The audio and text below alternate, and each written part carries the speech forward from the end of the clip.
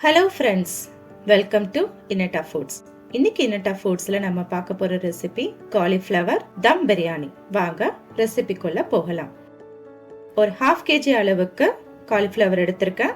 தண்ணி நல்லா கொதிக்கிற தண்ணியை எடுத்துக்கோங்க. தண்ணி நல்லா கொதிக்கட்டும். கொதிக்கிற தண்ணியில இந்த காலிஃப்ளவரை விட்டுக்கலாம். நம்ம தண்ணி கொதிக்கும் போது அதோட 1/2 டேபிள் ஸ்பூன் உப்பு விட்டுக்கலாம். இப்போ இந்த காலிஃப்ளவர் எடுத்து தண்ணில இருந்து வடிச்சு வச்சுக்கலாம். இப்போ இதோட மசாலாக்கள் விட்டுக்கலாம். 1 டேபிள் ஸ்பூன் அளவுக்கு மிளகாய் பொடி, 1/4 டேபிள் ஸ்பூன் அளவுக்கு மஞ்சள் பொடி, 1/2 டேபிள் ஸ்பூன் அளவுக்கு உப்பு விட்டுக்கலாம். இந்த காலிஃப்ளவர் மேல நல்லா கோட் ஆகுற மாதிரி மசாலாக்கள் எல்லாத்தையும் கலந்து கொடுத்துக்கலாம். இருக்கட்டும்.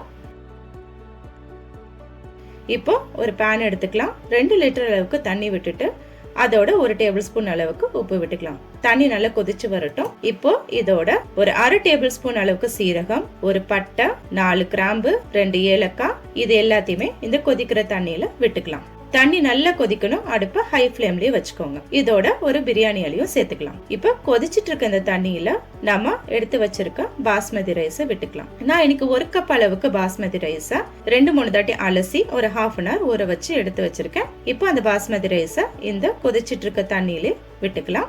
அடுப்ப ஹை ஃப்ளேம்லயே இருக்கட்டும். இதோட 1 டேபிள் ஸ்பூன் அளவுக்கு எண்ணெய் விட்டுக்கலாம். ரைஸ் ஒன்னோட ஒண்ணு ஒட்டாம இருக்கிறதுக்கு தான் இந்த எண்ணெய் விட்டுக்கிறோம். நல்லா கொதிக்கட்டும். ஒரு 5-7 மினிட்ஸ் அளவுக்கு கொதிக்கட்டும். இடையில செக் பண்ணி பார்த்துக்கோங்க. நம்மளோட பாஸ்மதி ரைஸ் 90% குக் ஆனா போதும். ஃபுல்லா குக் பண்ணிட வேண்டாம். செக் பண்ணி பார்த்துக்கோங்க. எனக்கு 90% அளவுக்கு குக் ஆயிடுச்சு. இப்போ வடிச்சு எடுத்துக்கலாம். வடிக்கும் போது பார்த்து பொறுமையா வடிங்க. நல்லா சூடா இருக்கும். நல்லா கஞ்சி எல்லாத்தையும் வடிச்சு ஓரமா வச்சுக்கலாம். இப்போ ஒரு அகலமான பேன் எடுத்துட்டு அதுல 75 ml எண்ணெய் விட்டுக்கலாம். அதாவது 5-6 டேபிள் ஸ்பூன் எண்ணெய். எண்ணெய் நல்லா காயட்டும். காஞ்சிட்டு இருக்க அந்த எண்ணெயில 2-3 மீடியம் சைஸ் வெங்காயத்தை நீல வாக்குல கட் பண்ணி வச்சிருக்க வெங்காயத்தை இந்த எண்ணெயில விட்டு வதக்கி எடுத்துக்கலாம். அடுப்பு ஹை ஃப்ளேம்லயே வச்சு வதக்கி விட்டுக்கோங்க. நம்ம வெங்காயம் நல்ல கோல்டன் ப்ரௌன் நிறத்துக்கு வர அளவுக்கு வதக்கி கொடுத்துக்கணும். வந்துருச்சு. இப்போ நம்ம வெங்காயம் எல்லாத்தையுமே எண்ணெயெல்லாம் வடிச்சு ஒரு பிளேட்ல டிரான்ஸ்ஃபர் பண்ணி வச்சுக்கலாம். எண்ணெயில நல்லா வடிச்சு எடுத்துக்கணும். எடுத்தாச்சு. இப்போ இதே எண்ணெயில நம்ம எடுத்து வச்சிருக்க காலிஃப்ளவர் விட்டுக்கலாம். இப்போ அடுப்பை ஸ்லோ ஃப்ளேம்ல வச்சுக்கலாம். ஏன்னா மசாலாக்கள் எல்லாம் கரிஞ்சிடாம பார்த்துக்கணும். நம்ம விட்டுருக்கிற காலிஃப்ளவர் எல்லாத்தையும் நல்லா வதக்கி கொடுத்துக்கலாம். அதுவும் நல்ல கோல்டன் ப்ரௌன் நிறத்துக்கு வர அளவுக்கு வதக்கி கொடுத்துக்கலாம். ஒரு பிளேட்டுக்கு டிரான்ஸ்ஃபர் பண்ணி எடுத்துக்கலாம். இப்போ இதே எண்ணெயில நம்ம ஸ்பைசஸ் எல்லாத்தையும் விட்டுக்கலாம். ஒரு ஸ்டார் அனீஸ், 4-5 மிளகு, ஒரு பட்டை, 3 கிராம்பு, 3 ஏலக்காய், ஒரு பிரியாணி இலை இந்த எண்ணெயில விட்டுக்கலாம். நம்ம விட்டுருக்க ஸ்பைசஸ் எல்லாம் பொரிஞ்சு வரட்டும். அடுப்பை ஸ்லோ ஃப்ளேம்லயே வச்சு வதக்கி கொடுத்துக்கலாம். நல்லா பொரிஞ்சு வந்துட்டு இருக்கு. இப்போ இதோட ஒரு 10-15 முந்திரி பருப்புகளை விட்டுக்கலாம். அடுப்பு ஸ்லோ ஃப்ளேம்லயே இருக்கட்டும், இல்லைன்னா கரிஞ்சிடும். நல்லா வதக்கி கொடுத்துக்கலாம். வதங்கிடுச்சு. இப்போ இதோட 1 டேபிள் ஸ்பூன் அளவுக்கு இஞ்சி பூண்டு விழுது விட்டுக்கலாம். நான் ஒரு 50 கிராம் இஞ்சியும் 50 கிராம் பூண்டும் சேம் ரேஷியோல எடுத்து அரைச்சு ஃப்ரிட்ஜ்ல ஸ்டோர் பண்ணி வச்சிருக்கேன். அதுல இருந்து 1 டேபிள் ஸ்பூன் தான் இப்ப விட்டுருக்கேன். இப்போ இஞ்சியும் நல்லா வதங்கி வந்துட்டு இருக்கு. இதோட நம்ம எடுத்து வச்சிருக்க மசாலாக்கள் எல்லாத்தையும் விட்டுக்கலாம். 1 டேபிள் ஸ்பூன் அளவுக்கு மிளகாய் தூள், 1/2 டேபிள் ஸ்பூன் அளவுக்கு மஞ்சத்தூள், 1/2 டேபிள் ஸ்பூன் அளவுக்கு கரம் மசாலா, 1/2 டேபிள் ஸ்பூன் அளவுக்கு உப்பு, 1/4 டேபிள் ஸ்பூன் அளவுக்கு மல்லித்தூள், 1/2 டேபிள் ஸ்பூன் அளவுக்கு சீரகத்தூள். இந்த மசாலாக்கள் எல்லாத்தையுமே நம்ம இந்த எண்ணெயில விட்டு வதக்கிக்கலாம். வதங்கட்டும். இப்போ இதோட ஒரு 5 பச்சை மிளகாய் விட்டுக்கலாம். நம்ம ஏற்கனவே மிளகாய் தூள் விட்டுருக்கோம். அதனால காரத்துக்கு தகுந்தாப்புல மிளகாய் கூட்டி குறைச்சோ சேர்த்துக்கோங்க. வதக்கி கொடுத்துக்கலாம். இதோட ஒரு மீடியம் சைஸ் தக்காளிய பேஸ்டா அரைச்சு எடுத்திருக்கேன். அதையும் இந்த எண்ணெய் கலவைகளை விட்டு வதக்கி எடுத்துக்கலாம். வதங்கிட்டு இருக்கு. இப்போ இதோட நம்ம வதக்கி எடுத்து வச்சிருக்க வெங்காயத்தை இதுல விட்டுக்கலாம். நான் பாதி வெங்காயத்தை எடுத்திருக்கேன். பாதி வெங்காயத்தை நல்லா கிரஷ் பண்ணிட்டு இந்த எண்ணெய் கலவைகளே விட்டு மசாலாவில விட்டு வதக்கி கொடுத்துக்கலாம். நல்லா வதங்கட்டும். இப்போ இதுல நம்ம எடுத்து வச்சிருக்க காலிஃப்ளவர், நம்ம வதக்கி எடுத்து வச்சிருக்கோம் இல்லைங்களா, அந்த காலிஃப்ளவரை இதுல விட்டு இந்த மசாலாக்களோட வதக்கி கொடுத்துக்கலாம். மசாலாக்கள் எல்லாமே காலிஃப்ளவர்ல இறங்குற அளவுக்கு வதக்கி கொடுத்துக்கலாம்.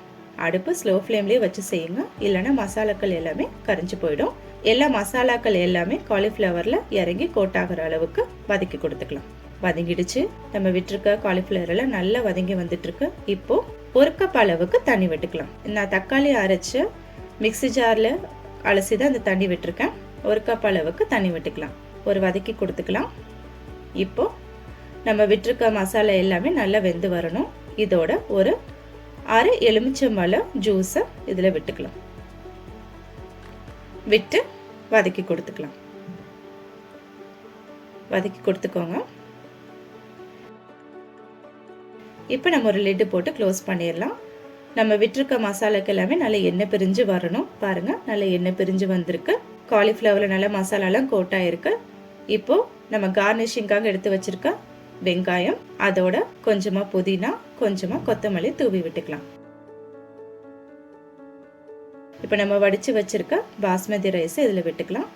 எப்பொழுதுமே பாஸ்மதி ரைஸ் நம்ம வடிக்கும் போது நம்ம வேக வைக்கிறோம் இல்லைங்களா, அப்ப என்ன பண்ணணும், உப்பு நம்ம கரெக்டா இருக்கான்னு செக் பண்ணிக்கலாம். அப்படி நம்ம ரைஸ்ல உப்பு கரெக்டா இருக்குன்னு செக் பண்ணிக்கிட்டாதான் நம்ம தம் பிரியாணி பாத்தீங்கன்னா உப்பு கலவைகள் எல்லாம் கரெக்டா இருக்கும்.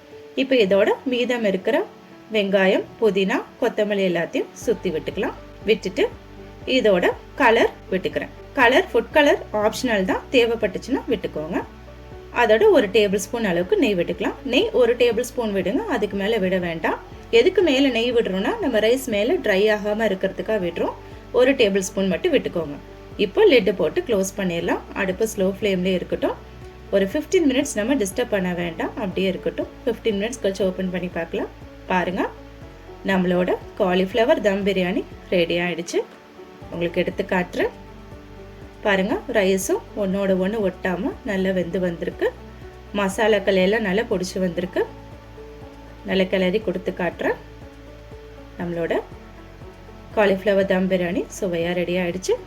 இதை ஒரு பிளேட்டுக்கு ட்ரான்ஸ்ஃபர் பண்ணிக்கலாம். இந்த ரெசிபியை வீட்டில் உங்கள் குழந்தைங்களுக்கு செஞ்சு கொடுங்க, ரொம்ப விரும்பி சாப்பிடுவாங்க. ரொம்ப சிம்பிளான ரெசிபி, ரொம்ப குவிக்காக செய்யக்கூடிய ரெசிபி இது. நீங்களும் உங்கள் வீட்டில் இந்த ரெசிபியை ட்ரை பண்ணி பாருங்கள். ட்ரை பண்ணி பார்த்துட்டு உங்களோட ஃபீட்பேக்கை கமெண்ட் பாக்ஸில் சொல்லுங்கள். மீண்டும் உங்களை அடுத்த ரெசிபியில் மீட் பண்ணும் வரை பாய், டேக் கேர்.